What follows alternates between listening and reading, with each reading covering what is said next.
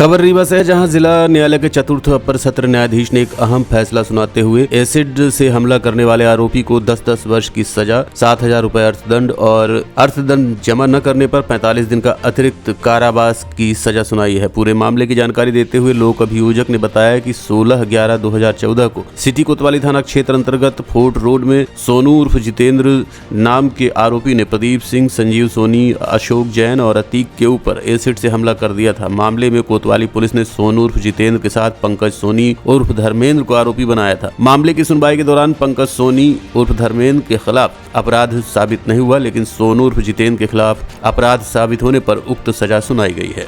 ये थाना सिटी कोतवाली अंतर्गत थाना सिटी कोतवाली का मामला है। वहाँ थाना सिटी कोतवाली में अपराध क्रमांक 828/14 धारा 326A/34 दो व्यक्तियों के विरुद्ध पंकज सोनी उर्फ धर्मेंद्र, सोनू और जितेंद्र के विरुद्ध अपराध पंजीबद्ध हुआ था। हुआ यूँ था कि 16/11/2014 को अशोक जैन जी की दुकान थी सराफा मार्केट पे, उसको उन्होंने किराए पर मुलजिम पंकज सोनी उर्फ धर्मेंद्र और सोनू उर्फ जितेंद्र को दुकानदारी चलाने हेतु दिया था किराए से, और उस पे किराए पर 1 लाख रुपए की पगड़ी इन्होंने अतीक जैन इसके मालिक थे, उन्होंने 1 लाख रुपए पगड़ी और 2300 रुपये महीना किराए पर इस मकान को लेके दे दिया था अपनी दुकान को। ये लोग दुकानदारी करते रहे, लेकिन इनकी स्थिति संदेहास्पद लगी। तब अतीक जैन ने अपने पिताजी को बताया कि ऐसी ऐसी स्थिति है, और अगल बगल के दुकानदारों ने भी इस पर एतराज़ किया। तो जब एतराज़ किया तो अतीक जैन और उसके पिताजी वहीं पर जो है लक्ष्मण पाटिल, वह भी उसी बिल्डिंग पर अपनी भी दुकान संचालित करता था। लक्ष्मण पाटिल और अन्य दुकानदारों से चर्चा किया, उन्होंने भी कहा कि इनकी स्थितियाँ ठीक नहीं हैं। तो ये तय हुआ कि इसकी दुकान को खाली करा दिया जाए। तो लक्ष्मण पाटिल जी के दुकान पर ही बैठ करके इनको अतीक जैन ने वहाँ पर बुलाया, दोनों मुलजिमों को, और ये हुआ कि भाई पगड़ी की राशि आप वापस है ना कर दें और मेरी दुकान को खाली कर दें, और ये तय भी हो गया। तो 1 लाख रुपए इनकी वापसी हो गई, और ये हो गया कि 1 सप्ताह के अंदर हम दुकान खाली कर देंगे।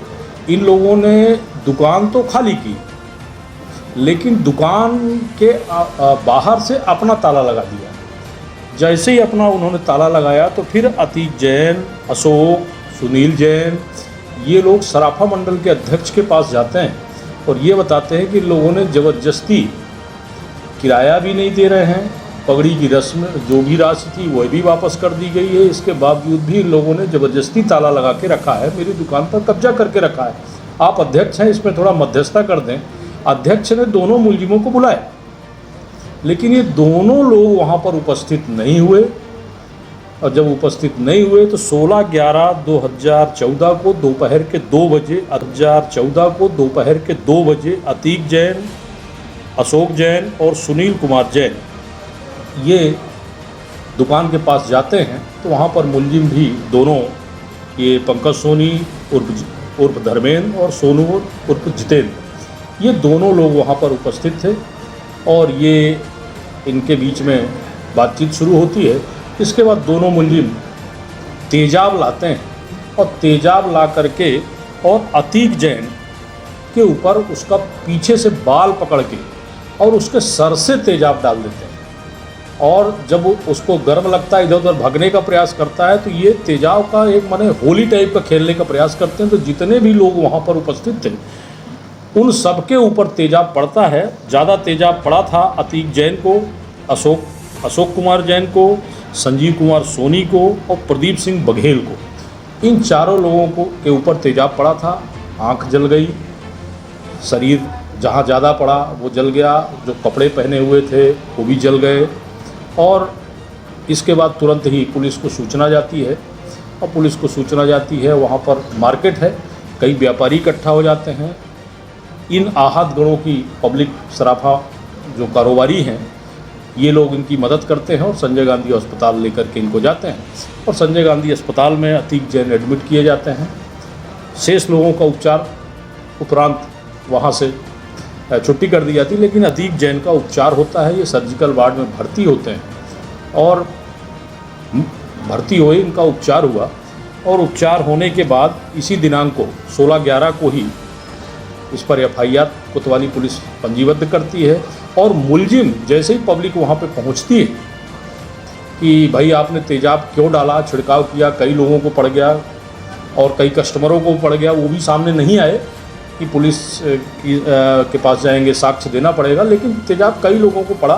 लोगों ने जब इनको कहना चालू किया कि आपने गलत किया, तो ये दोनों आरोपी मोटरसाइकिल लेकर घटनास्थल से फरार हो जाते हैं। पुलिस काफ़ी मशक्क़त के बाद FIR पंजीबद्ध करने के बाद इनको ढूंढती है, पकड़ती है और न्यायिक अभिरक्षा में रखती है।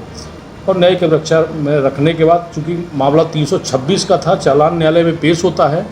ये सेशन ट्रायल मामला है। ये मामला मजिस्ट्रेट के यहाँ पुलिस द्वारा संपूर्ण विवेचना पूर्ण करने के बाद चालान पेश किया। कमिट होकर के चतुर्थ अपर सत्र न्यायाधीश महोदय के न्यायालय में ये मामला आया है, जिस पर मेरे द्वारा इस प्रकरण में पैरवी की गई और 12 साक्षियों का परीक्षण कराया गया। और परीक्षण उपरांत विद्वान चतुर्थ अपर सत्र न्यायाधीश श्री साक्षियों का परीक्षण कराया गया। और परीक्षण उपरांत विद्वान चतुर्थ अपर सत्र न्यायाधीश श्री RK शर्मा जी की अदालत में, चूँकि इसमें 2 आरोपी थे, सोनू उर्फ जितेंद्र और पंकज सोनी उर्फ धर्मेंद्र। तो पंकज सोनी उर्फ धर्मेंद्र के विरुद्ध किसी भी साक्षी ने कुछ भी नहीं बोला, स्वयं फरियादी ने भी नहीं बोला उसके विरुद्ध। लेकिन जो दूसरा था मुलजिम सोनू उर्फ जितेंद्र, इसके विरुद्ध पर्याप्त साक्ष्य मिले, जिस पर माननीय विद्वान चतुर्थ अपर सत्र न्यायाधीश महोदय श्री RK शर्मा जी ने इसको सोनू उर्फ जितेंद्र को मतलब 10 वर्ष की सश्रम कारावास और 7 हज़ार रुपये का अर्थदंड। अब चूँकि 326 है, 326 की परिधि में ABCD भी आती है, उसके सपोर्टिंग पे चलती है, तो 326A पर 10 वर्ष का सश्रम कारावास और 7 हज़ार रुपये का अर्थदंड। और अर्थदंड की राशि न जमा करने की स्थिति पर इन्हें 1.5 माह का पृथक से कारावास भुगताने का आदेश आज दिनांक को माननीय न्यायालय द्वारा सुनाया गया है। मुलजिम को न्यायिक अभिरक्षा में भेज दिया गया है। मेरा नाम DN मिश्रा, अतिरिक्त लोक अभियोजक रीवा।